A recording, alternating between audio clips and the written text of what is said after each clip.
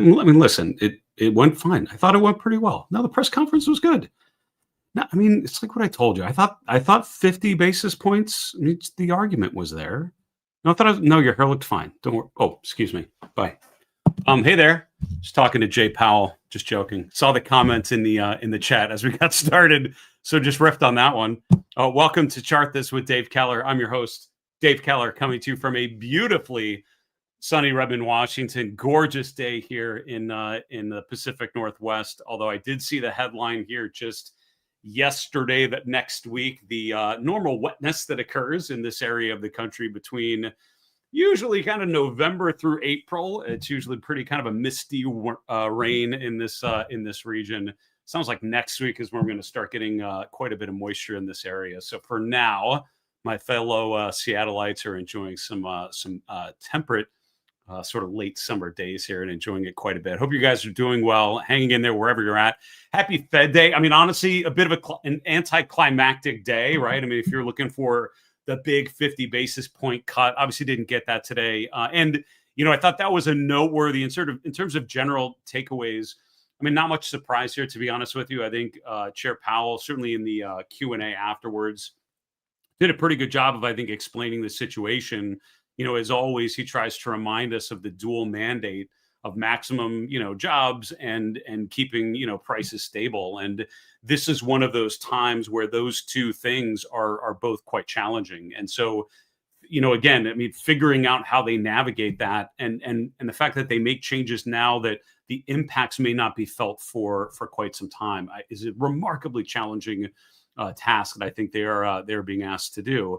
Having said that, right, I mean, I think another important takeaway just from the Q&A afterwards, someone asked specifically, and I forget who it was 50 basis points legitimately discussed, and why or why not? And he sort of said, no, it really wasn't widely supported or really sort of implied it wasn't much that was discussed. But if you look in the dot plot, one of the dots is down around 125 basis points lower at the end of the year. So at least one Fed governor is suggesting much more aggressive cuts than we're seeing so far.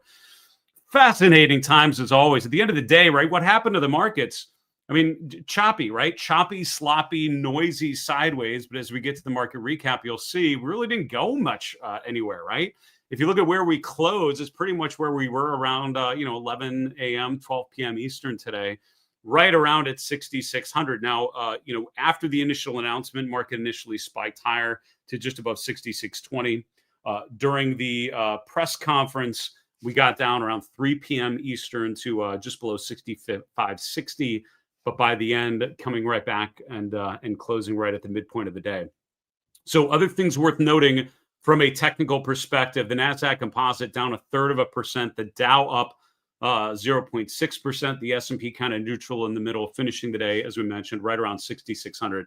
Mid caps and small caps, again, noisy session, but in the end, not much to happen. So, I guess one thing to note from a technical perspective is what did not happen, which is we did not have some huge rally with the AI trade sort of accelerating to the upside.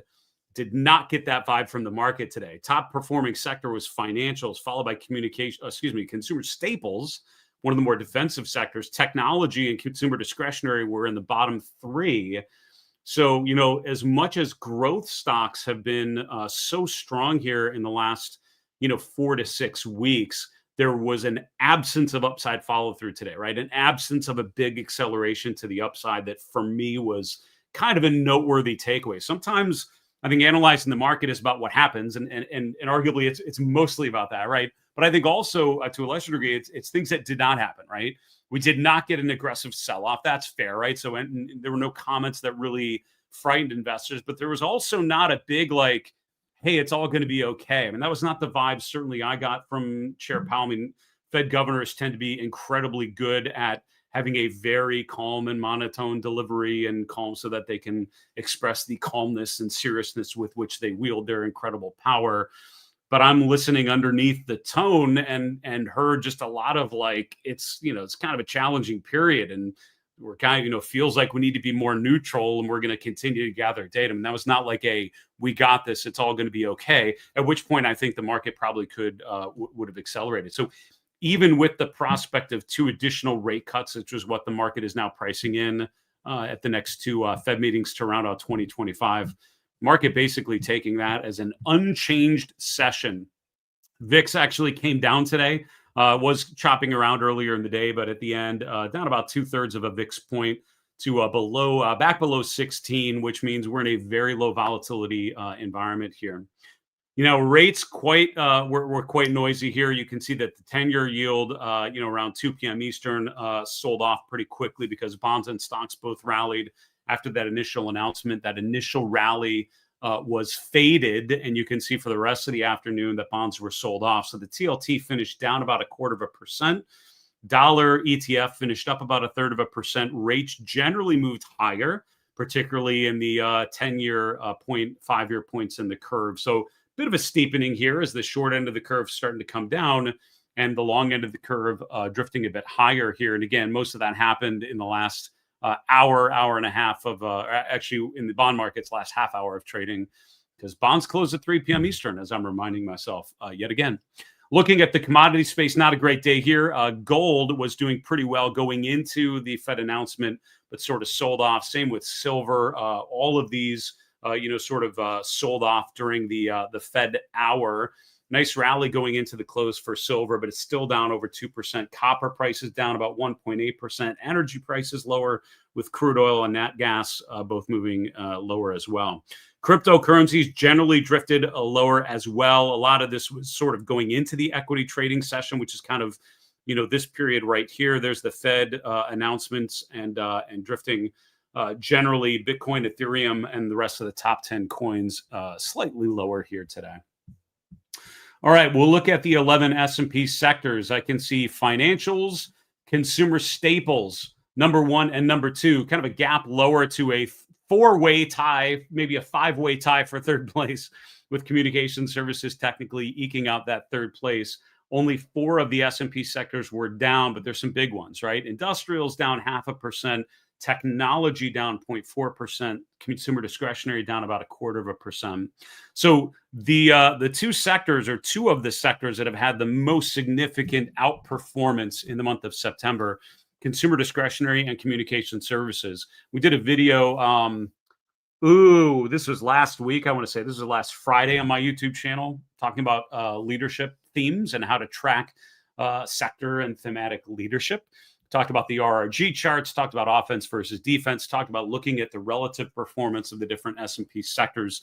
If you missed that, make sure you check it out. I try to put, 1 or so educational video on my YouTube channel every week, just sort of taking a piece of what we talk about on the show and what I use often with my premium members, just breaking it down a little bit and talking about the mechanics of it to try to help you upgrade your use of the technical analysis toolkit. Those sector performance charts are so valuable, and thinking of them in terms of relative strength, I found to be incredibly important. So one important takeaway from me, as I mentioned in the introduction, consumer discretionary, technology, both drifting lower today. These are 2 sectors that have been arguably the strongest. The breadth was kind of wonky, and the reason why we started a couple minutes late, I was trying to double check all the breadth ratings that I saw here. Just a little bit ago, these breadth readings looked incredibly bullish, and I was looking at it, think, boy, that seems way bullish for what we actually saw. And then I started refreshing the data, and it looked like it actually came down to what makes more sense, which is pretty neutral breadth readings. So for what it's worth, that's what my screen is showing here. I'm going to assume that's accurate, and if it isn't, I'll run a correction comment tomorrow during the show, maybe. But for now, this is what it's saying. So the breadth on the S&P, not bad, 57 up to 42% down. But look at the New York Composite Index. I mean, almost dead even between the 2. So the S&P finished flat for the day. On the New York Stock Exchange, which is a pretty broad, group of stocks across sectors and themes and styles, kind of a coin flip as to whether they went higher or lower today. Let's check in on the leading growth names. And again, these have such a huge weight in the S&P. Certainly heavy weights in the NASDAQ 100 and a lot of their sector ETFs as well. So I think it's important to be following these charts quite closely. Netflix up 2.3%. Tesla up 1%. Apple up about 1/3%. I don't know about you guys. I just upgraded to the new iOS on the iPhone. I mean, it's different, right? And I actually love when things are different, so I'm enjoying it. I'm finding some of it kind of unreadable, right? This sort of glass look where everything's kind of transparent. I find a lot of times, and I think I had busier backgrounds and what I'm running into. So I got like my kids' faces in the background and my dog, and then I'm trying to see which icon is which. So maybe you need to spend some more time with the iPhone and tweaking it. But for what it's worth, Apple up about 1/3% today after their big product announcements over the last week, and new iOS being rolled out this week. Broadcom, NVIDIA, both down today. In terms of another key takeaway, I would say from a technical perspective, the lack of upside participation from big tech, particularly those two names, is an issue, right? Broadcom down almost 4% today, NVIDIA down almost 3% today. Amazon down 1%. So some of those big names within technology and consumer, not doing particularly well today. All right, we're going to look at the heat map. I do see some questions coming in and some comments on all the live streaming platforms. We are live streaming on Facebook, LinkedIn, YouTube, and X. And thanks so much for tuning in, all of you live. If you're tuning in live, you can ask questions as we go. We'd love to grab a question or two at the end of the episode and throw it in and make some brief comments. We are planning an all mailbag episode again this Friday. And so I'd love to take a little more time with some thoughtful questions that we can answer. So please get your questions in. If you're watching it on our YouTube channel, just put a comment below the video with your question. And happy birthday, Tony, longtime viewer, frequent contributor to the chat, asking thoughtful questions with a very kind and generous donation in honor of your own birthday. That is that speaks to your character for sure. And I appreciate it, Tony, as always. Glad you're tuning in and so appreciate you with that very kind gesture. Thanks so much, my friend.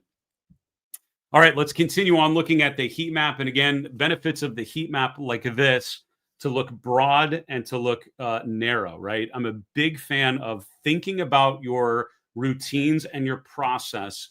And when I have worked with individuals, worked with institutional investors, with financial advisors, and back at times in my career, I've done more one-on-one consulting with those types of investors.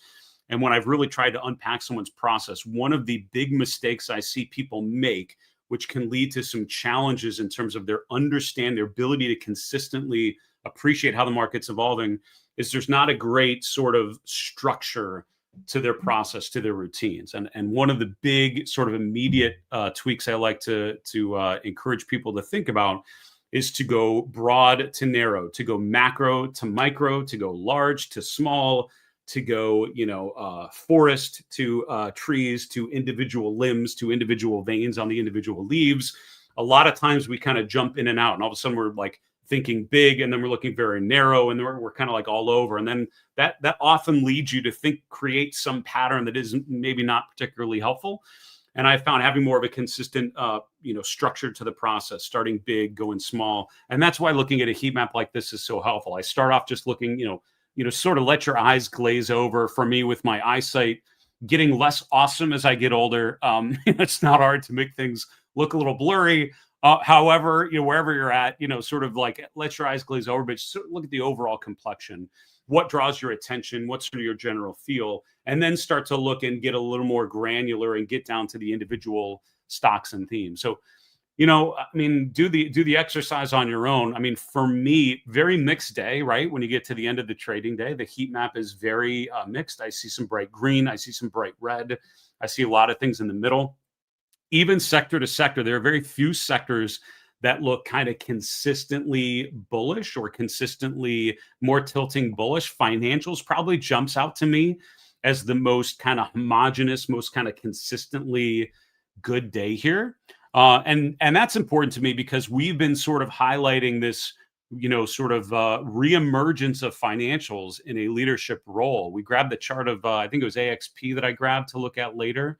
But we've talked in recent weeks about some of the big banks making new highs. JP Morgan, Bank of America, Wells Fargo's not quite there, but getting there. We talked about Citigroup, Blackstone. We highlighted Goldman Sachs. I mean, these are all names that have made new 52-week highs just in the last week or so. So you're seeing obviously continuing follow through in some of those key names. I mean, one of the takeaways today, some of the payment processor trade, which I think of as Visa, MasterCard, PayPal, and kind of random other names. MasterCard all of a sudden looking very different than the rest of these. They were all up today, but look at MasterCard making close to making a new 52-week high today. Visa kind of well below that level. And PayPal, I mean, even more so. So that bucket of stocks at times has kind of moved as a cohort. Now I'm seeing quite a bit of differentiation between them for what it's worth. I think that was an observation. And another thing that jumps out to me, obviously the bright red in the upper left, these are some of the growthy sectors, particularly technology. So NVIDIA, Broadcom, Oracle, all down today isn't great. It's interesting that the rest of the semiconductor space, not as bad. I mean, AMD was down, but you can see some of these names like Micron made another high today. Applied Materials rotating higher. So I mean, it wasn't everything struggling. Some of these did a little better than others, but some of the big, large cap names struggling quite a bit. And then in communication services, the two biggest names, Alphabet and Meta, both struggling here today. The rest of the communication sector, doing a little bit better, but particularly those leading names. And Alphabet obviously has been one of the stronger charts we've seen recently. That would be sort of one of my thoughts. Another one would be there's no real differentiation between offense and defense, right? I think of sectors in generally three buckets. You have the growthy sectors like technology and communications. You have the value kind of cyclical sectors like industrials and materials and energy. You've got the defensive sectors like consumer staples and real estate. And I would say there's no real like offense over defense, value over growth, except for some of the big names that obviously had significant moves. I don't see this as a huge thematic day. It was more one-off kind of movements across the board. That's how I would generally interpret that. All right, we're going to get to the charts here in a moment. Before we do so, a couple quick announcements to share with you. I mentioned on the show yesterday, I was speaking at the Money Show. I tell you what, getting together in person, I've traveled for much of my career. I'm traveling, I think, thankfully, a lot less these days, and trying to be around for family fun and doing personal travel too, which I'm enjoying. But I do appreciate very much going to conferences, being able to meet investors, chat with people in person. There's no substitute for that, even with all the great technology we have that connects us and sadly divides us these days also as well. But in terms of coming together in a positive way to talk about markets, I hope you will join me at the Orlando Money Show. That's coming up in about a month, mid-October. I've booked my trip flying into Orlando, spending a couple days there, talking with attendees, connecting with some of my fellow speakers. I will be speaking, I'm not sure on what day, but it'll be on Thursday or Friday of that week because I'm flying back Saturday morning. I also was talking to the Money Show folks about recording some episodes of my podcast from the stage there. So I'm sort of working out some of those details. You can learn more info about the Money Show and sign up at marketmisbehavior.com/money show. A lot of great presenters there, some well-known names in financial media that I hope you will join us all as well. Please, if you do, make sure you come attend my session and come say hello. I appreciate so much meeting you with some of you guys in person. Also, as I mentioned yesterday, I will be doing a webcast. I haven't done a webcast in a couple months, kind of took the summer off to reassess and sort of redesign, and ready to get some webcasts going for the remainder of this year. We will have a webcast 1 week from today on Wednesday, September 24th, 1 p.m. Eastern, 10 a.m. Pacific, called Trend Following 101. Learn the rules, follow the moves. You can get more information at marketmisbehavior.com/trend.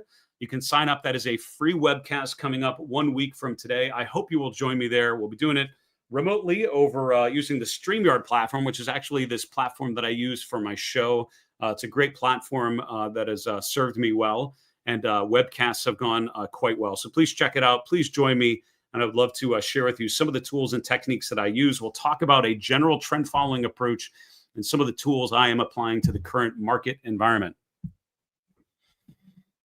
Let's look at some charts, shall we, to finish off the show here as we wrap up a Fed day. And again, the Fed day itself ended up being not much of a move. And again, as I mentioned in the introduction, sometimes what doesn't happen is telling, right?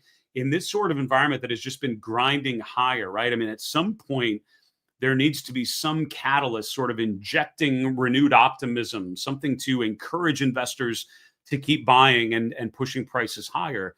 On the other hand, you get some negative catalyst that starts getting, people really nervous. And in this environment, one of those bullish signs you could get is a Fed that talks about how excited they are to cut rates and how they got this and they've got a pretty good game plan.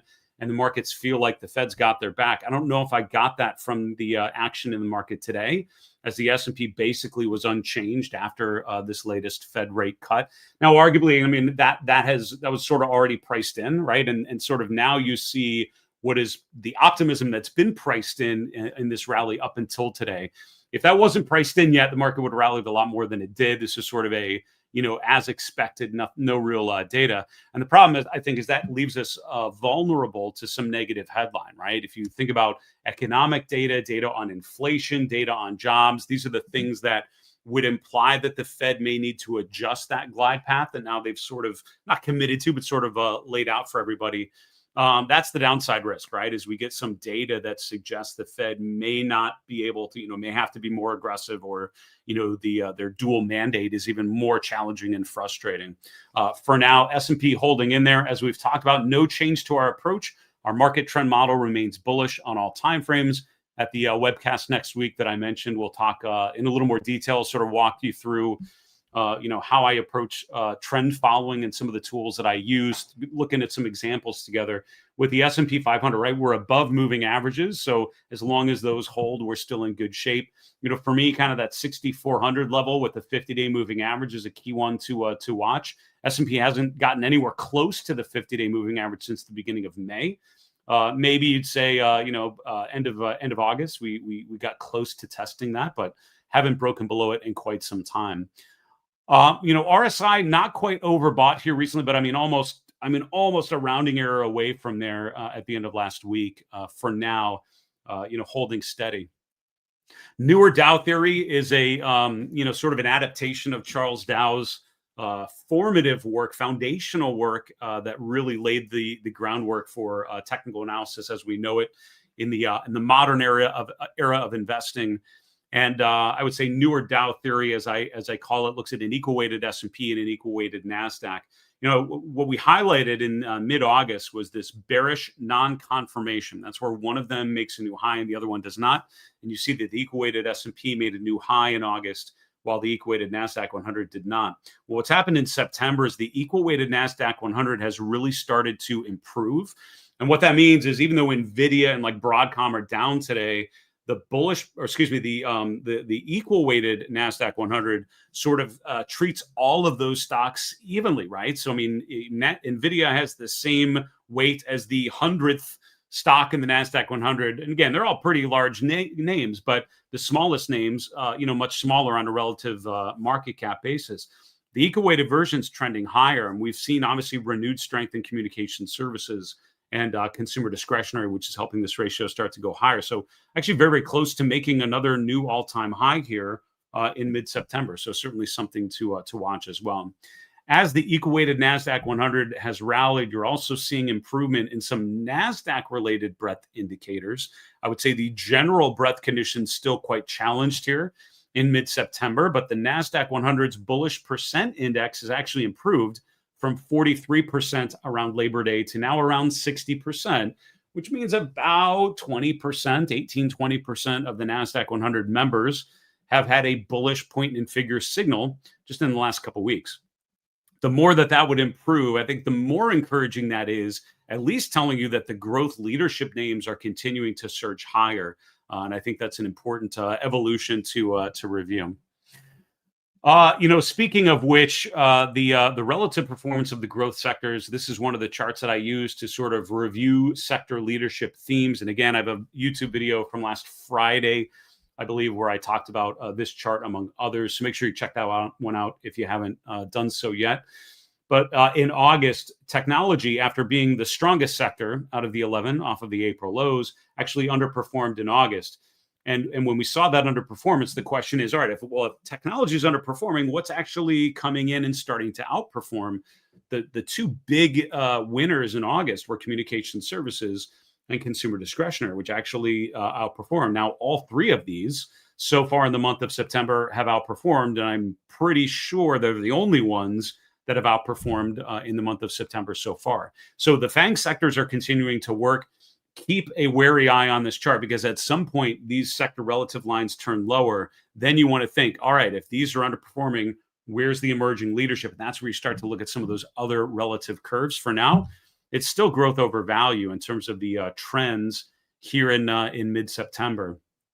I mentioned obviously the Fed meeting. I mean, not much to talk about in terms of the the outcomes, because the market reaction was fairly muted. Tells you that investors were essentially pricing in what we heard. There was no real new evidence that changed any minds. Really, I mean, it was more noisy than anything. But the S&P basically finished flat. Bonds did sell off though, and rates moved a little bit higher. So this is more the 10-year point on the curve, and the 30-year point moved higher as well. So we've been talking about this lower trend in the 10-year yield today, bouncing higher as bonds sold off after the announcement. All right, let's talk about, speaking of sell-offs, two leading technology names not looking great here. We have Nvidia that gapped below its 50-day moving average today. This is actually forming what we would call an island reversal. An island reversal is where you basically have two gaps. Let me zoom in here. Two gaps, right? You have a gap higher, you have some price action, you have a gap lower. The reason why you call it an island reversal, pretend like this is a map and you're looking overhead, and here's a little island kind of sticking out. So you basically have two gaps that separate this from the mainland of the price action. And that is a bearish island reversal. We have a gap higher, and then we have a gap lower. So we gapped below the 50-day and the 21-day EMA, by the way. We also gapped below or created a second gap here, which creates an island reversal, which suggests bearish chart here. Swing lows around 165 from mid-July, and from about a week and a half ago here early September. 165 breaks, that really unlocks kind of that 145-ish range would be my downside target on Nvidia. That comes from a 38.2% retracement. Also, the 200-day moving average all kind of coalescing around that area. So 165 is the short-term support level to watch by my read, and a break there really suggests further deterioration. But look at how the momentum has just been trending lower. The relative performance obviously struggling as well. Now, Broadcom did not gap lower today, but we're continuing to see kind of underwhelming follow through. We had the gap higher and the lower close here. This is about 2 weeks ago. We then broke out last week, which is something we highlighted. But from that big breakout day, that's been the high close. And from there, we've started to rotate back lower here. So again, some of these semiconductor names, the two biggest ones that have been, gapping higher, driving higher, really starting to slow down here in a concerning way. Not horrible charts yet, right? I mean, I can show you much uglier charts than this, but these are big mega cap names, over $1 trillion market cap, and not going up today.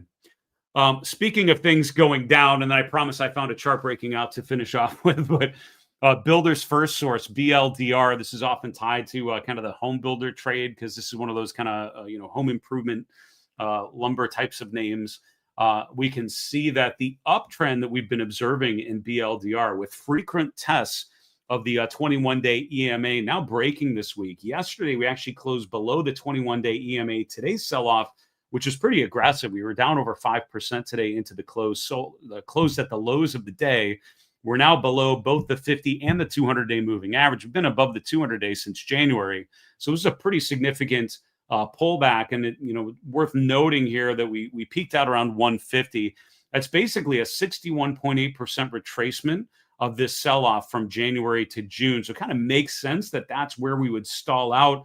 But you're waiting for follow-through. And I think today's sell-off is pretty discouraging. So tomorrow you'd really need to close above 135 to make this look anything but pretty ugly, right? Because if we close down here, that's just sort of continuing that follow through after today's sell-off. If we can regain the 135 level tomorrow, that could look like a bullish piercing line candle, one of those short-term reversal patterns from candlestick analysis. But the breakdown today, I think, has BLDR on its heels. Let's finish off in a position of strength. I'd mentioned on the heat map that financials are probably the most encouraging, sector in terms of the general vibe. But not many, if any, stocks really down today, and plenty of things kind of gently higher. Hey, let's celebrate a chart like AXP making a new all-time high today on an adjusted basis. Earnings most recently were back here in July. around July 18th, sort of in this area. We can see that we, soon after that broke the 50-day, but held the 200-day with this beautiful kind of hammer candle hammering out the bottom. That's a great example of that general approach. From there, we've now round tripped to the previous highs. This looks not like a perfect cup and handle pattern, but pretty good by my read. And I think today's follow through to the upside, breaking out above 332, for me, sort of a green light suggesting further upside. I often use that breakout level as an initial stop, the 21-day EMA right around 325 as well. All right, can we take a question or two? Let's see here. See some comments about the Money Show. Yes, would love to see you. Yes, as far as I know, Charles Payne is actually one of the speakers there. I actually don't know Charlie well. I have met him, but I've not done Fox Business much. I did go on his show often before I became a CNBC contributor, and I had to stop doing other networks. So I have gone on Charlie's show before. Hope we can grab some time together while we're there. That's always one of the fun things. And thanks for comments about the podcast. We had some great interviews last year that were a lot of fun. I hope to get some other good ones on the list this time around. Let's see, questions that would be helpful. I'm seeing unhelpful questions, which I'm gonna skip here, but we'll go to some good ones. Here we go. Yeah, Chuck, thanks for watching. As always, my friend on YouTube, you said Eaton, it's headed south today after, and that's a name that we've highlighted. It's funny. There's a behavioral, documented behavioral bias called home bias. And this actually is incredibly powerful. It's amazing, right? And what it is that investors in any region tend to focus on their home, whatever is their home market and their home kind of local companies and stocks. They tend to think of them more bullishly than elsewhere. And this happens with national stock exchanges, right? So a Japanese investor often thinks of Japan more bullishly than other markets.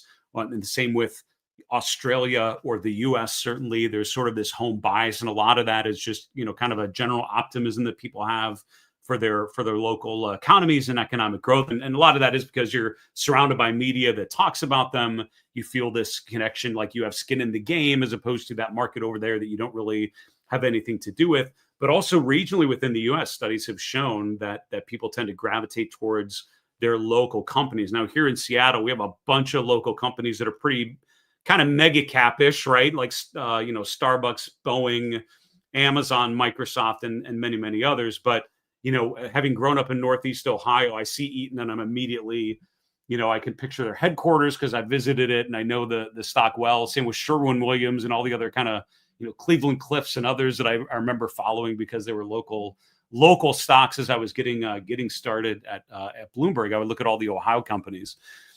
Eaton Corp, however, yeah. So, again, a great, your observation was, I was hoping it was going to be a cup and handle pattern, and it still might end up being that. This is one day pulling back here. We highlighted on yesterday's show this dark cloud cover pattern, and as we mentioned, the bad news about that pattern, it suggests the next 1 to 3 bars are lower. So I'm not surprised that today is moving lower. And again, I'm not a short-term trader. I'm not a day trader, as I hope you've picked up on it.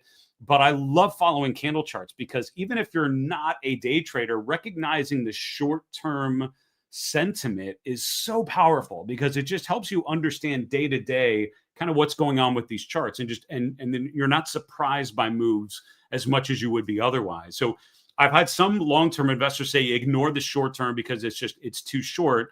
I would say, pay attention to it, but within the right context, right? Think about the trend, think about the larger structure first, but then don't be afraid to recognize that short-term movements matter. And those short-term movements are what turn into the longer-term trends that you're analyzing. That's something I picked up at Fidelity, working with long-term money managers, but then talking with the trading desk, and they would just try so beautifully and effectively to look at the color in the short-term minute-to-minute action and how that related to some of the larger moves and theses we were trying to navigate around. So Having said that, not surprised by a bit of a pullback. It still could be a cup and handle pattern, right? One day doesn't completely break the pattern, but it's a great reminder to be patient, right? With larger patterns like this, you really don't want to assume, all right, it's probably going to be a cup and handle pattern, so I should probably buy anyways because it might go up. That's not a great way to do it. Things like cup and handle patterns, triangle patterns, head and shoulders patterns all have specific levels called triggers that at least I call them triggers, a level that kind of validates the pattern. For the cup and handle, you really need to break above the previous highs. You really need to sort of complete this rotation, get above here. So I would say at this point, I'm going to probably be looking for a break above 400 to kind of complete that cup with handle pattern. So for what it's worth, not there today. And I think that's fair. Let's see. There's a question about small caps. Jay Ross, thanks for watching on YouTube. Small cap pullback and then new highs, maybe to the 50-day. I guess time will tell. I don't bring up the chart of small caps very often. I do have it as one of the charts that I kind of regularly review. Here's the chart of the Russell 2000 ETF. So what's so interesting is, right, the S&P, the NASDAQ, obviously already to new all-time highs, but here's the Russell 2000 ETF still testing its November 2024 all-time high. It did technically, poke out a higher intraday high today, but still looking to get to a new closing high, which it has not done. It actually, basically top ticked the high close at 240 on an adjusted basis a couple days ago. Today, a big wide session, higher high and the low below the current level, but open and close were even. That's called a doji candle. The bad news is that's one of those short-term reversal candles as well, suggesting probably whatever was happening going into that, maybe we revert lower. So, for me, I think small caps are helpful, are encouraging if and only if they can get above that previous high. Over the last 6 weeks, not bad. The Russell 2000 has actually managed to outperform the S&P going back to the end of July. Certainly an emerging theme, which you have to remember is things like financials breaking out helps this trade big time, because in terms of the sectors, small caps are not as growthy. They're more value oriented in a lot of ways. And so I think strength in financials, probably most likely leads to strength in small caps. Folks, that'll do it for today. Thank you so much. As always, those of you tuning in live, asking great questions, making it an interesting, time spent together. I appreciate it so much. Thanks again for the very kind tip and happy birthday, Tony. Thanks for watching and for your support as always. As a reminder, you can see all of our previous episodes of our podcast, all on our YouTube channel, along with some educational videos. So make sure you check that out.